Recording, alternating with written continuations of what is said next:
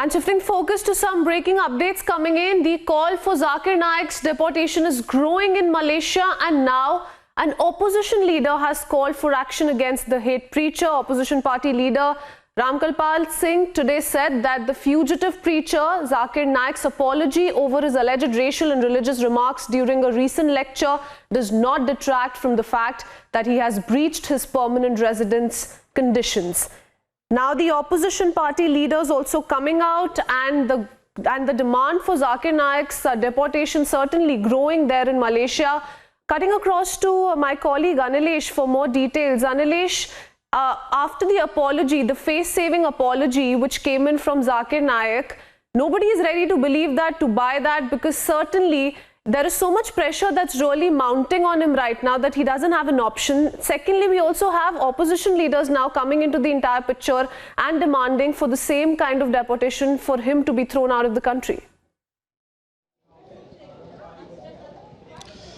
Yes, so the latest is that Mr. Ramkalpal has come forward and said that this man should be deported and we should not fall for the apology that has been issued by Zakir Naik. Just to remind ourselves that Mr. Ramkalpal is the brother of Mr. Govind Singh Deo, who is the Communications Minister of Malaysia, and he is one of the first ministers who had rejected the the preachings of Zakir Naik, saying that it is filled with hate and it is filled with divisive politics. So his brother has come forward now and said that regardless of whatever Zakir Naik had to say, we shouldn't be falling for that, we shouldn't be accepting that. And it's quite understandable, because Zakir Naik's apology is not something which is coming straight from his heart. You can see that his lawyer was accompanying him throughout, or the entire questioning session that happened at the CID headquarters there. For 10 hours he was questioned by the police, and after that the apology has come after the relentless questioning by the authorities.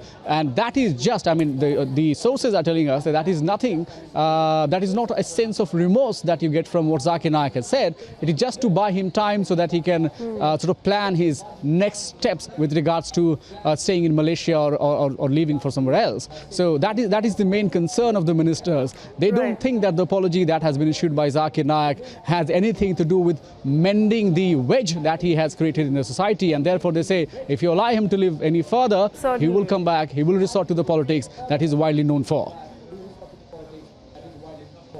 Right, Anilesh, not just Malaysia, he's of course been accused of spreading fake news and also racially discriminating people on the Malaysian soil. But even as far as India is concerned, he's been accused of radicalization, hate speech, and also money laundering. So in that sense, it's a big win for the Indian authorities as well, because this entire, growing demand for his deportation in Malaysia is going to help us here. Certainly, yes, it's going to be a plus point as far as the Indian agencies are concerned with regards to their efforts in making sure that the man comes back. If you remember, since 2017, Zakir Naik has been giving interviews to the global media and saying that there is a vendetta politics against him. He has also taken the name of the Indian Prime Minister recently. If you remember the speech which has created this whole trouble for Zakir Naik, in that very speech, he says to the audience that the Prime Minister of India wants him and that he will not be accorded a fair trial if he comes to this country to face the legal procedure. Now, by far, the Indian agencies have tried on 2 occasions to get a red corner notice issued against Zakir Naik, which has not been successful, which is a normal procedure as far as the requests for red corner notices go.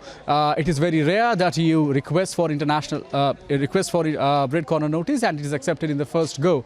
Now, after the Malaysian government has come forward, after the agencies in Malaysia have lodged a case against him, and after the relentless questioning and Zakir Naik sort of apologizing to the people, for hurting their sentiments, it certainly emboldens the chances of the Indian agencies. Now they can go to the international agencies and say, look, it is not only who, we have been saying that this man is a controversial figure. It is not us who has been saying that this man preaches hate, but here you have a new and fresh evidence which is clearly suggesting that given the opportunity, this man will certainly leave no stone unturned to establish himself through divisive politics. And that is certainly a positive news for the Indian agencies. Right. Right, certainly, Anilesh, but the fact also remains that Malaysia did welcome him, did extend him permanent residency. The previous government did that, but now they've realized their mistake, and now there is a growing demand for him to be deported out of Malaysia, obviously because of the kind of violence that he's trying to incite, how he's racially discriminating people on the Malaysian soil. For the moment, thank you for joining us and bringing all of those details.